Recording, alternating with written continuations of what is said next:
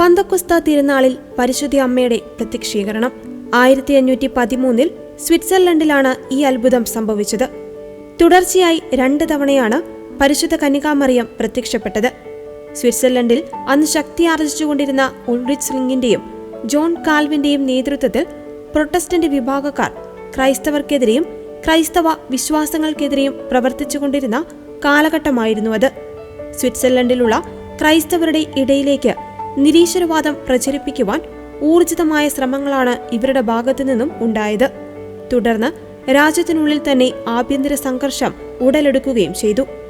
ക്രൈസ്തവരെ ക്രൂരമായി പീഡിപ്പിക്കുവാൻ തുടങ്ങി. ക്രൈസ്തവർക്ക് ഭക്ഷണം പോലും കൊടുക്കാത്ത പീഡനമായിരുന്നു അത്. ക്രൈസ്തവരുടെ ഏക ആശ്രയമായിരുന്ന കുന്നിൻമുകളിലുണ്ടായിരുന്ന ചാപ്പൽ അക്രമികൾ നശിപ്പിക്കുകയും പരിശുദ്ധ കന്യകാമറിയത്തിന്റെ പ്രതിമ തകർക്കുകയും ചെയ്തു. ഇതറിഞ്ഞ വിശ്വാസികൾ വളരെ ദുഃഖത്തിലായിരുന്നു. 1513 പെന്തക്കോസ്ത രാത്രിയിൽ സ്വിറ്റ്സർലൻഡിലെ വെസ്ലിംഗ് ലൂസൈൻ കൗൺസിലറായ മൗറീസ് വോൺ മെറ്റവിൻ പ്രാർത്ഥിക്കുവാനായെത്തി.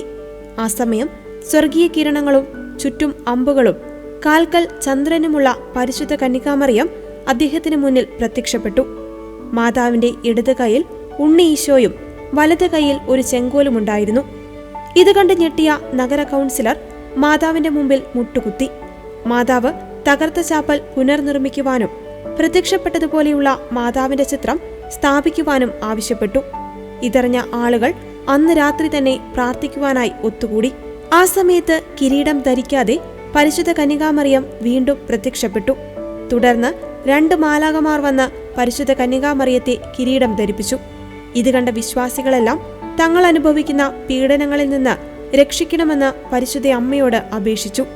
പരിശുദ്ധ അമ്മയുടെ മധ്യസ്ഥതയാൽ പ്രൊട്ടസ്റ്റന്റ് വിശ്വാസികളുടെ ഭീഷണികളിൽ നിന്ന് കത്തോലിക്ക വിശ്വാസികൾ മോചിതരായി. പരിശുദ്ധ അമ്മയുടെ നിർദ്ദേശപ്രകാരം വെസ്ലൻ കുന്നിൽ വിശ്വാസികൾ ഒരു പുതിയ ചാപ്പൽ പണി കഴിപ്പിക്കുകയും ചെയ്തു. പെന്തക്കൊസ്ത തിരുനാളിൽ സംഭവിച്ച ഈ അത്ഭുതം അനേകരുടെ മാനസാന്തരത്തിന് കാരണമായി.